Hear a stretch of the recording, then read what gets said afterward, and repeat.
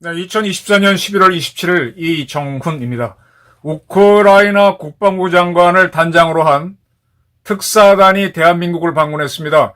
윤석열 대통령을 만났고 이어서 김용현 국방부 장관을 만났습니다. 어떤 얘기가 오고 갔을까요? 대한민국 국방부와 대한민국 대통령실은 일체 설명하지 않기로 했습니다. 우크라이나 측도 또 발표를 하지 않기로 했습니다. 묵묵부답. 네.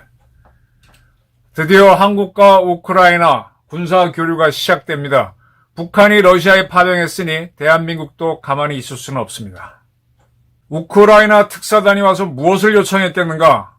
네, 유추할 수 있는 답은 있습니다. 지난 10월 30일 젤렌스키 우크라이나 대통령은 KBS하고 인터뷰를 했습니다. 그때 그는 북한군이 우크라이나 시민과 싸우기 위해 온 군대라는 공식 지위를 얻은 뒤, 즉 북한군이 러시아와 함께 참전을 한 뒤 구체적인 요청선을 한국에 보낼 것이다.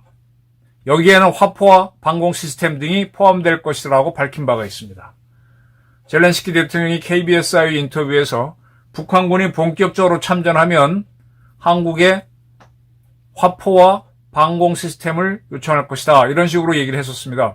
이러한 KBS가 11월 5일 날 좀 더 취재를 했는데 그때 국방부 장관이 대표가 돼서 특사 자격으로 한국을 방문할 것이다.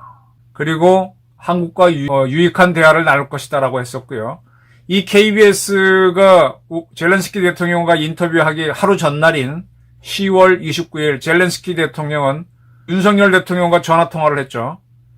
여기에서 북한과 러시아의 불법적인 군사협력에 공동 대응하기 위한 전략적 협의를 위해서 특사단을 한국에 파견하겠다. 이 특사단 편에 무기 요청서를 보낼 것이며 특히 한국의 방공망을 원한다 라고 한국 언론에 밝힌 바 있습니다. KBS죠. 이 한국의 방공망은 뭐냐?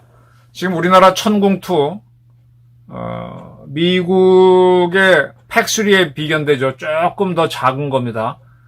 이 천궁2하고 현궁, 이거는 대전차, 전차를 잡는 미사일입니다. 현궁 미사일. 제블린에 비교되나요? 그 다음에 비호복합.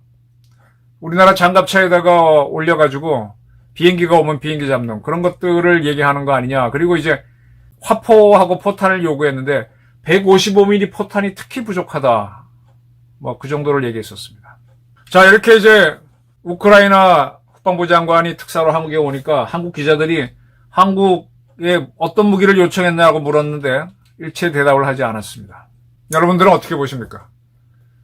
한국이 우크라이나에 무기를 줘야 됩니까? 저는 이 전쟁이 났을 때부터 대한민국이 갖고 있는 현무2 미사일, 요즘에는 천무까지 못해서 천궁은 물론이고 K9은 물론이고 공격무기를 제공하자는 주장을 저는 2년째, 3년째 거듭하고 있습니다. 제가 비정상으로 보이나요? 잠시 이 그래프를 봐주십시오. The countries committing the most aid to Ukraine. 우크라이나에게 가장 많은 지원을 하는 나라들. 그러면서 기간은 2022년 1월 24일부터 2024년 6월 30일까지. 그러니까 한 2년 반 동안에 누가 우크라이나에 가장 많은 지원을 했느냐 이겁니다. 1등은 단연코 미국입니다. 이 단위가 빌리언 유로니까 미국은 750억 1000만 유로를 우크라이나에 제공했습니다. 750억 유로입니다. 요즘 유로하고 달러가 조금 차이가 있지만 그냥 간단하게 750억 달러로 보시면 될 겁니다. 그런데 이건 총액이고 이 매니에 이게 하늘색이죠. 이건 휴메니테리안입니다. 이 표에서 보듯이. 그러니까 인도적인 지원이 있고 그 다음에 노란색에 있는 이건 파이낸셜. 이거는 금전 지원이고 밑에 녹색이라 그러나 청색이라 그러나 이거는 밀리터리 군사 지원입니다. 군사 지원 그래프를 보게 되면 50에 가 있죠. 50빌리언이니까 500억 유로 정도의 무기를 제공하고 200억 유로 정도의 재정적인 지원을 하고 인도적인 지원은 나머지다. 이렇게 되는 겁니다. 두 번째로 많이 지원한 나라는 EU, 유럽 국가 연합이죠. 도합 390억 3천만 유로를 지원했습니다. 많이 지원했네요. 근데 대부분이 재정적인 지원. 이 유로는 군대가 없죠. 나토가 군대를 갖고 있으니까 재정적인 지원을 많이 했고. 근데 국가로서는 3위가 D인데 이게 독일입니다. 147억 유로를 지원했네요. 밀리터리가 굉장히 많네요. 그 다음에 이제 GB는 그레이트 브리튼, 영국이죠. 영국이 130억 유로를 지원했습니다. 역시 밀리터리가 많죠. 녹색이 많습니다. 그 다음에 JP는 재팬입니다. 일본은 91억 유로를 지원했습니다. 그런데 파이낸셜, 금전 지원이 많고 무기는 지원한 게 없습니다. 일본은 아직 무기 지원은 못하고 있지만 금전은 엄청나게 지원해서 매우 많다. 그 다음에 이제 CA가 캐나다입니다. 캐나다는 72억 유로를 지원했고 역시 파이낸셜 지원이 많고요. 그 다음에 DK는 덴마크입니다. 덴마크가 68억 유로. 무기가 대부분이죠. 그 다음에 NL, 네덜란드가 58억 유로. 역시 군사가 많고. 그 다음에 스웨덴입니다. 45억 유로. 중립국이라고 스스로 하는 나라가 이렇게 많은 무기를 지원했고. 그 다음에 10인가요? FR이 프랑스입니다. 44억 유로를 지원했습니다. 궁금해지죠? 어쨌든 10위까지 나왔는데 대한민국은 없네요. 우리는 얼마나 지원할까? 지금 우리가 지원한 거에 대해서는 아직 공식적으로 발표된 건 없는 것 같은데 우리나라가 ODA 자금, 정부에서 외국에 지원할 수 있는 공적개발 원조 프로그램 틀 내에서 지원을 합니다. 3억 달러에서 시작돼가지고 한 최대 30억, 순차적으로 80억 달러까지 제공할 수 있다는 게 있습니다. 현재 한 3억 달러는 지원했을 것 같고 한 10억 달러까지는 안 갔지 않았겠나. 네. 일본보다는 많이 갈 수가 없겠죠. 근데 일본이요. 지금 일본은 G7 국가입니다. G7 국가들은 이제 러시아의 재산을 압류했죠. 자국 내에 있는 러시아 재산. 그 다음에 우크라이나에도 러시아 재산이 있습니다. 그게 그중에 일본이 관리하는 게 있으면 그걸 압류해서 그걸로 우크라이나를 제공하는데 일본이 그런 형식으로 해서 30억 달러를 제공할 것이다. 이런 보도가 있었습니다. 지금 서방 국가들은 상당한 지원을 해주고 있습니다. 한국이 이제 우리 윤석열 대통령이 G7 회담에 초청국가로 우리하고 호주 뭐 이렇게 주로 두 나라가 많이 불려갔죠. 그래서 앞으로 G7이 한국, 호주를 참여시켜서 G9이 될 거다. 이런 예측이 나오는데 이렇게 들어가게 되면 한국도 상당한 지원을 할 수밖에 없습니다. 그런데 인민군이 파병됐으니까 한국은 그에 대응 차원에서도 해야 되죠. 사실은 우리가 이제 이미 문재인 정권 때부터 인도적 지원을 했으니까 그랬으면 돈을 허투루 쓰는지 또 인민군이 어떻게 작전하는지 봤어야 되는데 문재인 정권이 안 봤어요. 돈만 주고 아무것도 안 했어. 돈을 주면 우리가 권리가 있는데 안 했다고. 지금이라도 참관단이 가서 전쟁을 봐야 돼. 현대전쟁이, 드론 전쟁이 어떻게 펼쳐지고 하는지를 봐야 됩니다. 근데 특사단이 왔어요. 특사단은 이제 자기네 필요한 걸 요청을 하겠죠. 우크라이나는 세계를 대신해서 서방 국가를 대신해서 싸우고 있으니 또 북한이 왔으니 한국도 들어와라 라고 할 거고 우리는 굉장히 중요한 게 가서 전쟁을 보면서 분석을 해야 되고 또 인민군이 파병됐으니까 걔네들이 어떻게 싸우는지 봐야 되고 그 인민군들을 귀순시켜서 우리로 데리고 와서 대북 심리전을 해야 되죠. 우리는 지원해 주는 만큼 우리가 참관단을 보내서 봐야 되고 인민군들을 귀순시켜서 데리고 와야 됩니다. 그리고 그걸 활용해야 되죠. 돈 주는 만큼 우리도 해야 되죠. 그래서 이런 것들은요, 이제 서로 외교 간에 협상이 있을 겁니다. 지금 우리는 돈만 주고 받지를 않았으니까 좀 많이 받아야 돼요. 인민군을 많이 잡아오게 해야 돼요. 그리고 인민군들을 귀순시키는 공작을 우리 정보사 요원들이나 이런 친구들이 가서 비전투 요원으로 직접적으로 해야 돼요. 우리 심리전 부대가 해야 됩니다. 한국말로, 동무, 이리 넘어오라. 살려줄게. 이거 삐라 갖고 오면 안 죽인다. 뭐 이렇게 방송을 하면서 끌어당겨야죠. 지금 서방 국가들이 우크라이나에 상당히 많은 지원을 했다 그러는데, 지금 러시아 방송이 이런 걸 보도했습니다. 이번에 에이타킴스를 발사해서 러시아의 쿠르스크에 있는 공군기지를 박살을 냈는데, 러시아 측은 그 파편을 분석해 보니까 이게 1990년대에 제조된 에이타킴스를 쐈다. 그러니까 구형을 쐈다 이거죠. 맞습니다.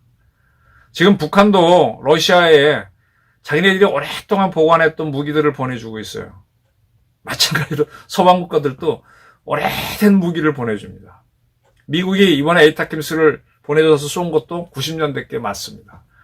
그리고 이제 우크라이나가 독일, 또 어디더라? 미국, 서방 국가로부터 방공 미사일을 받았는데 그게 팩2입니다. 패트리어트 중에 이제 가장 신형이 팩3고 그거보다 더 오래된 게 팩2고 가장 최근 옛날 거는 패트리어트라는데 팩2를 주로 보급받았어요. 팩2는 뭔가 하면은 정미사일이 날라오면 파편이 날아가서 스스로 자폭을 해갖고 파편으로 상대 미사일을 맞추는 거예요. 근데 그전 거와 달리, 그전에 순수 패트리어트와 달리 이걸 GEM탄이라고 그러죠. GEM이라고 그러는데 GEM이 뭔가 가이던스, 유도가 enhanced, 가이던스, 유도로가 한상된 M이 뭐더라? 뮤니션인가 그럴 거예요. 그러니까 그 전에 패트리어트보다는 더 정밀하게 유도되는 건데 이 팩2 잼탄을 쏩니다. 이 팩2를 과거 독일이 우리나라에 수출하려고 했었어요. 자기네들은 팩3로 바꾸면서 근데 그때 우리가 샀던가 안 샀던가 뭐 그랬던 것 같은데 그 팩2를 우크라이나에 공급했고 미국도 팩2를 공급했습니다. 다른 유럽 나라들도 팩2를 공급했어요. 그리고 독일, 일본, 영국 이런 나라들이 전차를 줬는데 자기들이 새로 말한 전차를 준 게 아니라 쓰던 전차를 주고 자기들은 이제 새로운 전차를 만들고 미국은 F-16 전투기를 줬는데 F-16 전투기는 내년인가 올해가 개발된 지 50년 되는 전투기예요. 그러니까 쓰던 전투기를 주고 자기들은 새 거로 바꾸는 거죠. 북한도 헝거 주고 새 거. 그러니까 이제 다 헝거를 주는 겁니다. 그걸 금액으로 계산하는 거죠. 그래서 미국은 뭐 720억 유로를 제공했다 이렇게 되는 겁니다. 대한민국에 대해서 지금 아까 말한 대로 천궁, 현궁, 비호복합, 그다음에 155mm 포탄 뭐 이런 걸 요구하는 걸로 추정이 되는데 서로 공개하지는 않기로 했지만 과거 이제 KBS의 인터뷰에서 밝힌 게 있으니까. 그럼 대한민국은 어떻게 하느냐? 우리도 쓰던 거 줄 수밖에 없죠. 우리 군은 새 거 가져야죠. 우리가 지금 폴란드에 수출하는 무기는 폴란드가 급하다 그랬으니까 한국군에게 집어넣는 거를 빼돌려서 새 거를 준 거고 대신 우리는 헝거를 더 교체하지 못하고 오래 쓰는 거지만 우크라이나에 준다면은 천궁2 우리 군에 배치했던 거 아니면 천궁2도 지금 보내지 못하지. 우리한테는 새 거니까. 우리도 팩2와 팩3를 갖고 있는데 팩2를 빼내서 주고 그 팩2가 빠진 자리에 천궁2를 채우는 겁니다.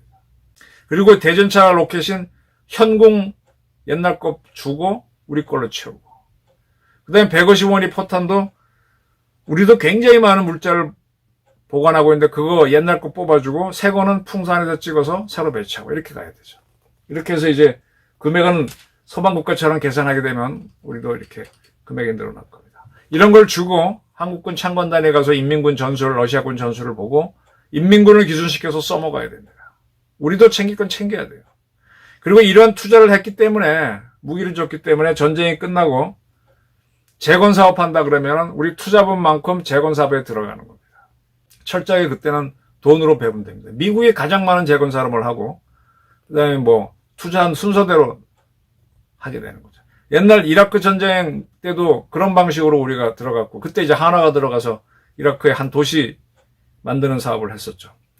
우리 거 주면 안 된다. 뭐 우리도 써야지 이런 헛소리 나오는데 우리 거 구형 빼내고 천궁2가 아니라 팩2 빼내고 천궁2로 채우고 이렇게 가는 거예요. 그래서 우리 줄 거 주고 받을 거 받아야 됩니다.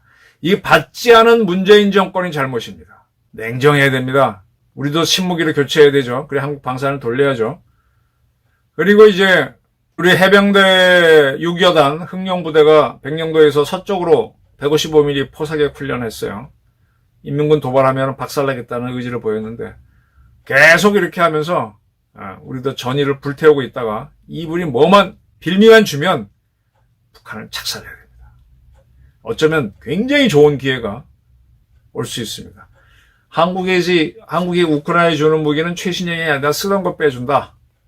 그런 인식을 하시고 북한이 도발하면 박살을 낸다. 그리고 그렇게 지원했기 때문에 전쟁이 끝나서 우크라이나 복구 사업이 하게 되면은 한국은 우리 지분만큼 들어간다. 한국은 프랑스 정도의 지원은 해줘야 된다. 한 10위권 정도. 그래서 우크라이나 재건 사업에 참여를 해야 되고요. 지금 체코가 한국형 원전을 일단 우선 협상자로 택했죠. 내년 초에 계약이 될 것 같은데, 체코에 한국 원전이 들어가서 에너지를 생산하면서 체코하고 또 우크라이나 재건 사업에 한국 기업들이 들어가서 거기에 한국 공단을 만드는 작업을 해야 돼요. 체코하고 우크라이나가 이제 유럽의 한국 기지가 되는 겁니다. 뭐 폴란드도 지금 한국 기업들이 많이 가 있는데 거기도 기지가 되는 거고. 그래서 거기가 이제 싼 인건비를 통해 갖고 뭐 자동차든 뭐든 만들어서 프랑스에 수출하고 이렇게 해야 되죠. 같은 EU권이니까. 지금 뭣도 모르는 좌파들은 특사단 오는 거 반대, 무기 지원 반대하는데, 이건 구형 무기 다 제공해주고 우린 신빙이로 갖고 전후 복구 사업 체코랑 엮어갖고 폴란드랑 엮어서 해야죠. 지금 폴란드가 정권이 바뀌면서 이제 한국에 전차를 몇 대 사겠다 했을 때는 급해갖고 이제 그때 막 하는데, 지금 와서는 이제 가격을 어떻게 하느냐 갖고 지금 롯템하고 많이 신경을 하는 걸로 알려져 있습니다. 뭐 요거 저것도 높아가고 했는데, 그렇다고 해서 한국을 제외하고 다른 데서 이 많은 전차 천여 대를 구할 수 있냐? 그것도 없어요. 지금 한국이 이 전차가 한번 나가면 이게 무기지만 그 다음에 따라가는 부속품들은 다 민간에서 생산하는 거거든요. 그 부속품들을 하다 보게 되면 민간 기업들이 움직이게 됩니다. 경제가 삽니다. 지금 세계 경제 어려운데 한국 경제가 돌파하려면 폴란드, 체코, 우크라이나를 엮는 이 대단한 방산시장 앤드 민수시장을 잡아야 됩니다. 기회가 왔습니다. 좌파들이 선동에 속지 마시고 우크라이나에 조용하게 일본의 절반 정도는 제공한다, 이런 생각을 하고 추진해야 됩니다. 감사합니다.